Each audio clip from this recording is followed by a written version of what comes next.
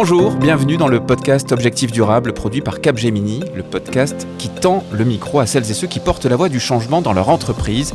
Nous sommes en direct du studio du 147. Dans ce nouveau numéro, nous allons parler de management et de ressources humaines. Comment accompagner, mais aussi diriger, animer les équipes d'une organisation vers les nouveaux enjeux de la transition et de RSE qui deviennent une priorité à tous les étages. Pour en parler, je suis ravi d'accueillir Lily Desnaux. Tu es directrice des ressources humaines pour LBPAM et Tocqueville Finance. Bonjour. Bonjour. Bienvenue.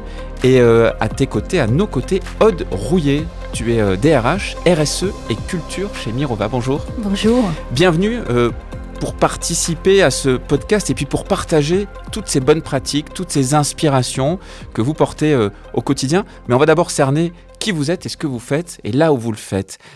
Aude, donc tu es DRH, RSE et culture chez Mirova. Qu'est-ce que c'est une DRH, RSE et culture ? Et Mirova, de quoi parle-t-on ? Alors, du coup, effectivement, je supervise toutes les activités de ressources humaines liées aussi au sujet de la mission et de la responsabilité sociale et sociétale de Mirova et les activités de transformation culturelle. Donc, Mirova, c'est une société qui compte aujourd'hui 250 collaborateurs, qui est une société de gestion d'actifs spécialisée dans la finance durable, la finance à impact, qui a été créée il y a 10 ans. Lily Desnaux, donc tu es directrice des ressources humaines pour LBPAM et Tocqueville Finance. Une DRH, j'allais dire, classique ou déjà un périmètre aussi qui a évolué notamment par ces temps de transition ? Alors, oui, bonjour. Donc, Lily Desnaux, je suis la DRH du groupe LBPAM qui réunit à la fois trois entités aujourd'hui qui est LBPAM, Tocqueville Finance et tout récemment la financière de l'Échiquier. Donc, mon rôle en tant que DRH, et c'est aussi la raison pour laquelle j'ai rejoint cette aventure humaine, c'est justement d'accompagner la transformation. Donc, il y a quelques années, nous avons fait le choix, LBPAM, qui est un gérant d'actifs multispécialistes, d'opter pour un portefeuille 100% ISR. Donc, 100% ISR, ça nous oblige et ça implique en tout cas à revoir profondément les compétences de l'organisation elle-même pour replacer en fait l'ISR au cœur de la gestion. Aujourd'hui, c'est un vrai département d'une dizaine de personnes et qui infuse en fait cette transformation ISR au sein des équipes de gestion. Je voulais vous demander à toutes les deux ce qu'avait changé la montée en puissance des enjeux de développement durable, de transition écologique dans vos métiers, notamment dans la finance. Mais là, ce qui est hyper intéressant, c'est que vous êtes dans deux cas de figure très différents. D'un côté, c'est natif chez Mirova, en tout cas l'ISR, l'ESG, et de l'autre côté, chez LBPAM notamment, c'est une décision forte de dire on va basculer dans cet univers un peu du jour au lendemain, toute notre gamme, tous nos produits vont passer ISR. Alors peut-être d'abord pour toi, Aude, donc pour Mirova, Aude Rouillet, la transition écologique, c'était pas la même quand Mirova a été lancée qu'aujourd'hui. En quoi elle a changé vos métiers et c'est quoi sa place dans le milieu financier ? Oui, ce qui est intéressant, c'est de revenir un petit peu à la genèse et à la création de Mirova. Donc, il y a un peu plus de 10 ans maintenant, en 2012, on était dans les suites de la crise de 2008. Et Mirova s'est vraiment créé sur une conviction très forte qui était de réorienter les investissements et la finance vers une économie réelle qui soit au service de l'environnement et au service, effectivement, d'une finance beaucoup plus responsable. Donc nous, c'est notre positionnement dès 2012. On était très pionniers, c'était extrêmement visionnaire à l'époque. Mais depuis, notre écosystème a beaucoup changé, beaucoup évolué et dans le bon sens. Et nous, on est très, très heureux de voir plein de sociétés de gestion d'actifs aujourd'hui qui basculent effectivement massivement vers l'ESG. Et nous, notre enjeu dans toute cette évolution très forte et plutôt récente, c'est effectivement de continuer à être pionnier sur des marchés très avant-gardistes dans l'impact. Et on s'appuie pour ce faire sur une équipe de recherche. Donc, c'est aussi ce qui fait l'ADN de Mirova. C'est une équipe d'analystes, en fait, ESG, qui définissent des méthodes et des critères très stricts sur c'est quoi un investissement à impact et effectivement qui aident nos gérants à s'orienter vers les meilleurs investissements. Là, typiquement, leur métier a changé. En tout cas, à un moment donné, il a fallu se dire, au début, on était seuls, donc finalement, finalement, quelque part, c'est un Ouais, boulevard. très clairement. Et puis, quand la concurrence, il faut continuer à garder un positionnement. C'est ça. Donc, leur métier a changé en cours de route. Il faut les accompagner aussi et prendre conscience de ce changement. C'est ça. Au début, on était plus sur les critères ISR, puis ESG, et puis maintenant, Donc, ESG, effectivement, environnement, social, gouvernance. Voilà. Donc, ce sont des critères, évidemment, que l'on regarde toujours très, très fortement. Mais c'est maintenant, ces équipes de recherche doivent être accompagnées sur la façon dont elles vont aller davantage vers l'impact. Et je pense, par exemple, comment on diversifie et on oriente nos investissements quand il s'agit d'investir dans des business, des activités de capital naturel, par exemple. Comment on va préserver, investir dans des projets qui permettent la préservation des océans, la préservation des terres dégradées, etc. Donc là, on est vraiment sur de l'impact beaucoup plus pur que l'ISR sur lequel nous travaillions il y a une dizaine d'années. Lily Desnos, donc directrice des ressources humaines à LBPM et Tocqueville Finance, et donc la financière de l'échiquier depuis peu de temps, LFDE. Lorsque LBPM a annoncé, ça avait fait pas mal de bruit, voilà, nous, tous nos produits, on va les passer ISR, on s'engage c'est vraiment un basculement. Il faut manager les équipes aussi, il faut accompagner ce changement. J'imagine ça a été un marqueur fort dans l'évolution et dans la place de la transition écologique chez LBPM. Oui, tout à fait. En fait, cette bascule, elle est peut-être récente, mais si tu veux, dans notre ADN, puisqu'on est une filiale de la Banque Postale, c'est une banque citoyenne qui a déjà été très engagée sur plein de chantiers, en fait, à la fois sociaux mais environnementaux. Effectivement, et puis c'est une entreprise aussi à mission. Donc, en étant sa filiale, nous, notre parti pris, et qui est porté et incarné par Emmanuel Mouret, c'est de basculer 100% de notre portefeuille, et je crois qu'on est premier là-dedans. 100% de nos portefeuilles sont labellisés ISR. Donc évidemment, ça implique énormément de changements. Il y a une politique quand même assez stricte. Il y a des critères d'analyse fondés sur notre méthode GREAT, qui est une méthode propriétaire justement pour choisir, faire nos choix d'investissement. On leur demande de déployer un modèle qui n'intègre pas uniquement des critères financiers, mais aussi des critères extra-financiers. Et donc, leur travail change. Et leur travail change, mais à tous les étages de l'organisation. Donc, c'est la recherche, c'est les analystes, c'est la gestion, c'est la direction des risques, c'est même la direction des ressources humaines aujourd'hui qui doit accompagner cette transformation. Et donc, en effet, on leur dit, demain, il faut quand même que vous délivriez de la performance environnementale et sociale. Donc ça, c'est majeur. Que ce soit chez LBPM ou chez Mirova, l'ISR, l'investissement socialement responsable, ce sont vos produits. C'est évidemment toute une méthode derrière, à la fois financière, extra-financière, etc. Mais ce sont vos produits finaux. Et vous distinguez l'ISR de la RSE, Aude ? Oui, très clairement, du coup, l'ISR, c'est ce qu'on vient d'expliquer. Et je reprécise que Mirova est aussi une société à mission.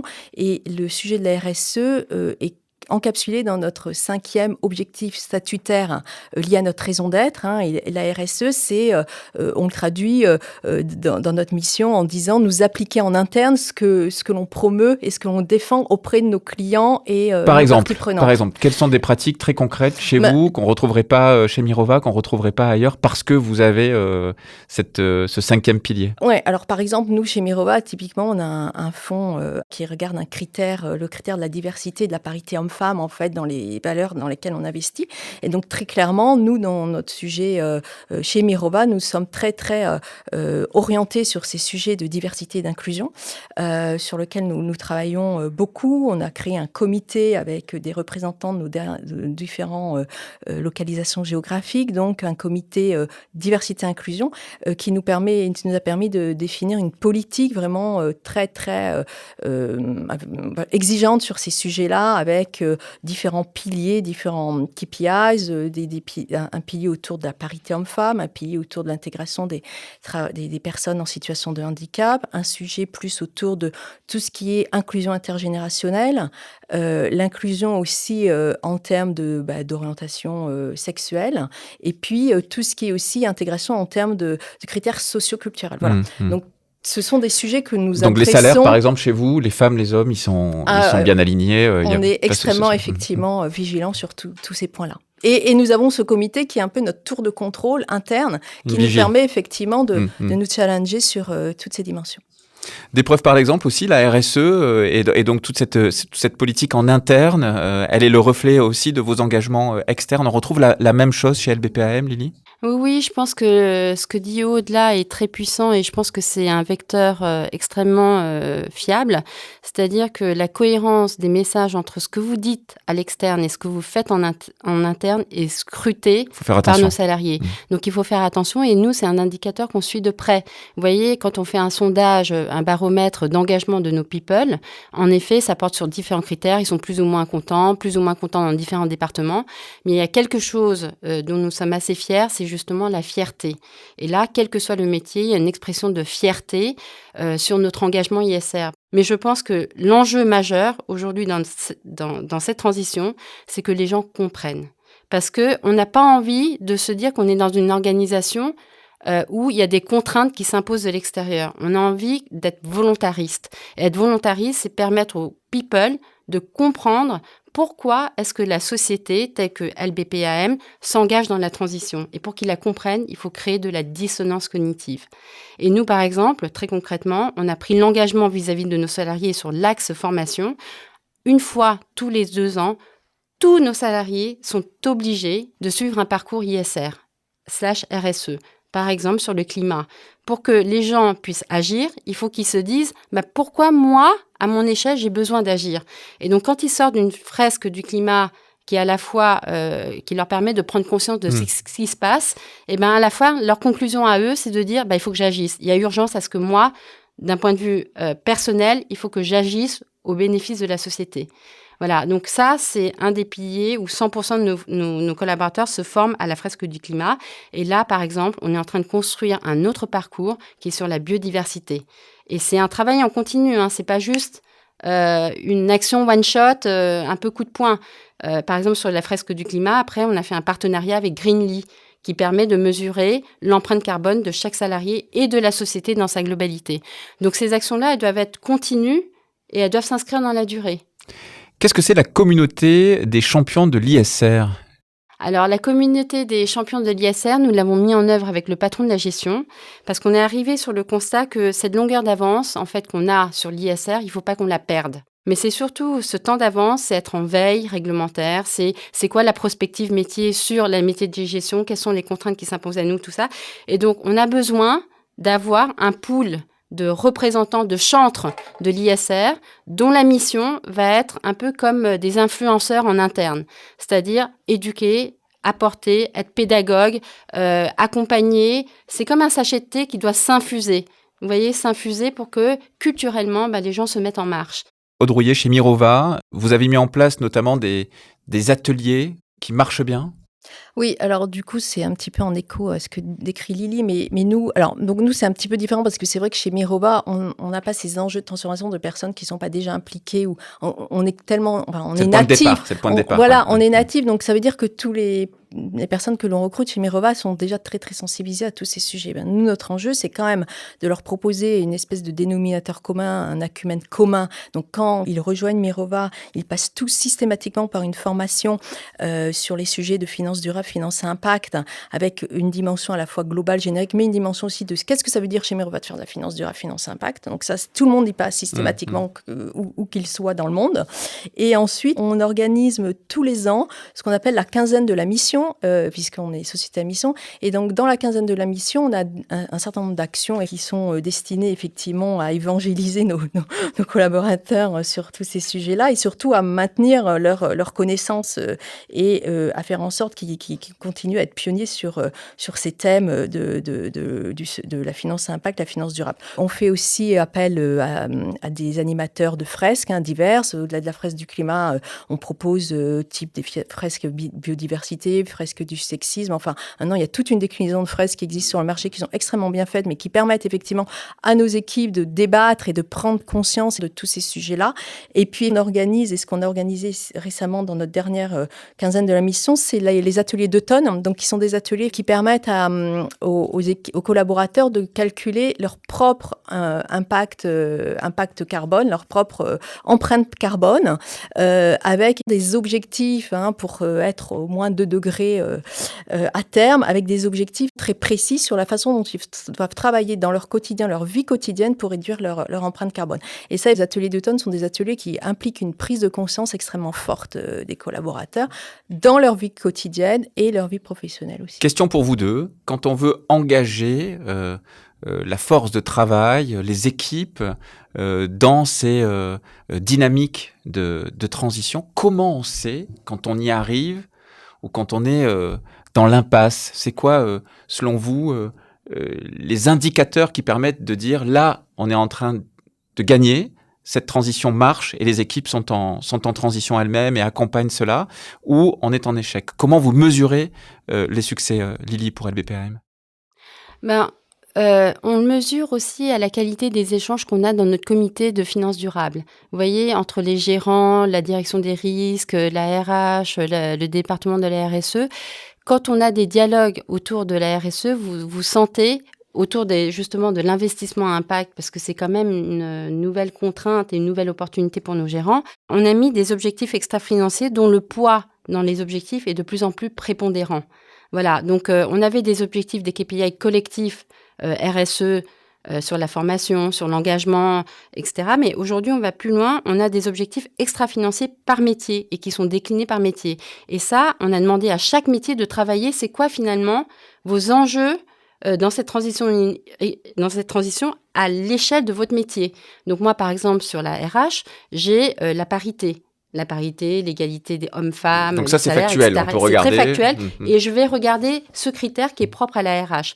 Si je regarde, par exemple, les achats, demain, ils vont exactement avoir la même feuille de route spécifique.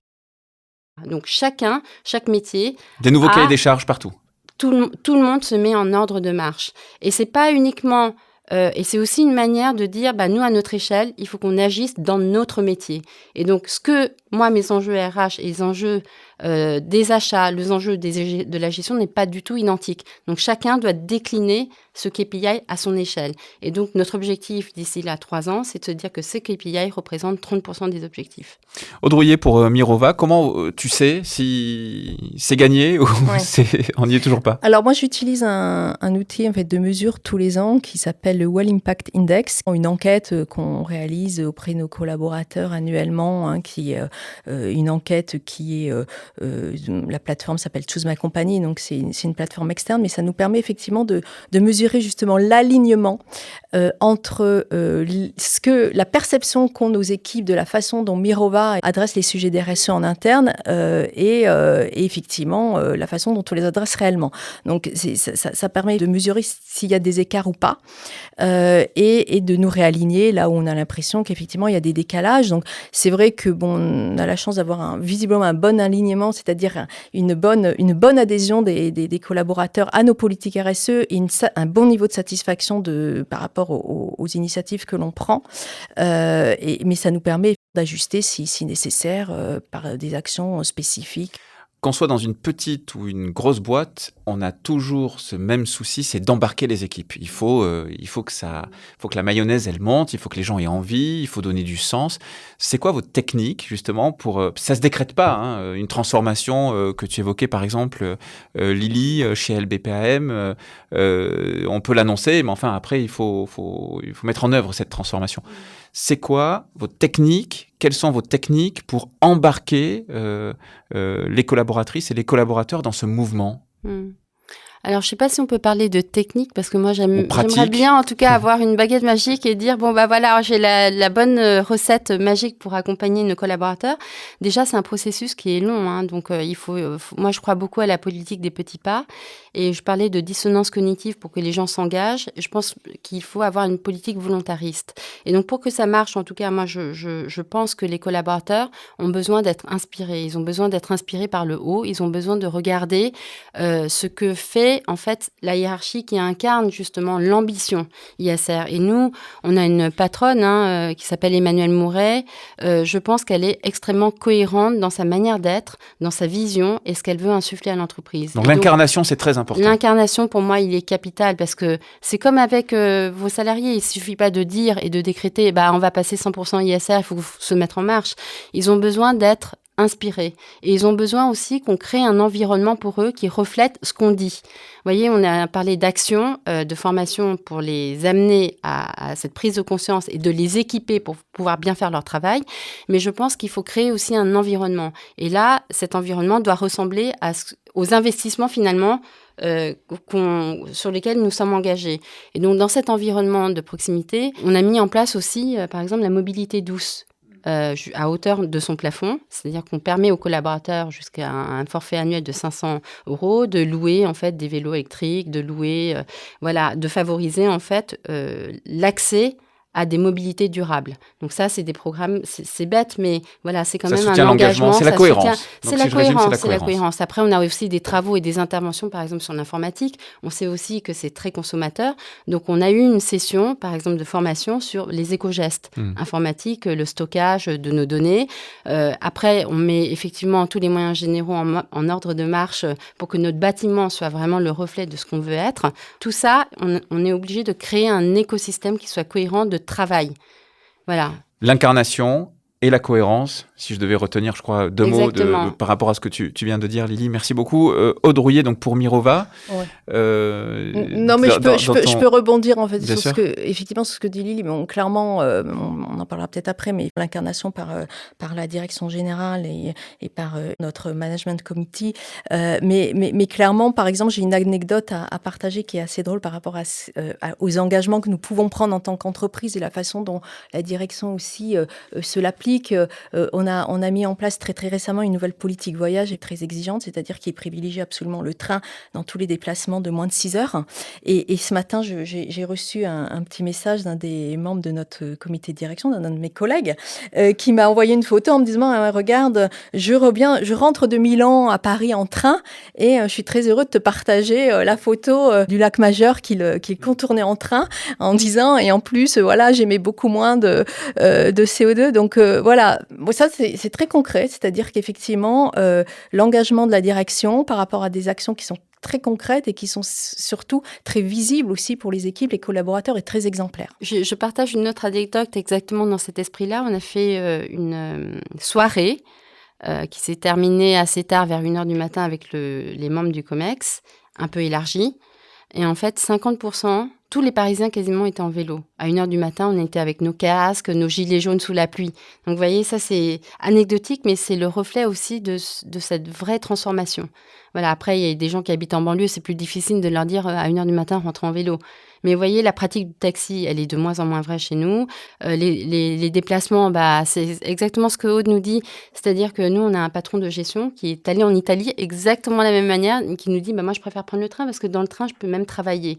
Donc voilà, c'est aussi des réflexes. On n'a plus besoin de faire d'efforts. Quand tu me demandes quelle est la mesure, ça, typiquement, quand tu te dis que c'est tellement intégré en fait dans la culture et dans les achievements des personnes, ça c'est très concret, c'est plus un effort. Merci à vous deux pour cet échange extrêmement intéressant. Lily Desnos, je le rappelle, tu es directrice des ressources humaines pour LBPAM et Tocqueville Finance, la financière de l'échiquier depuis peu.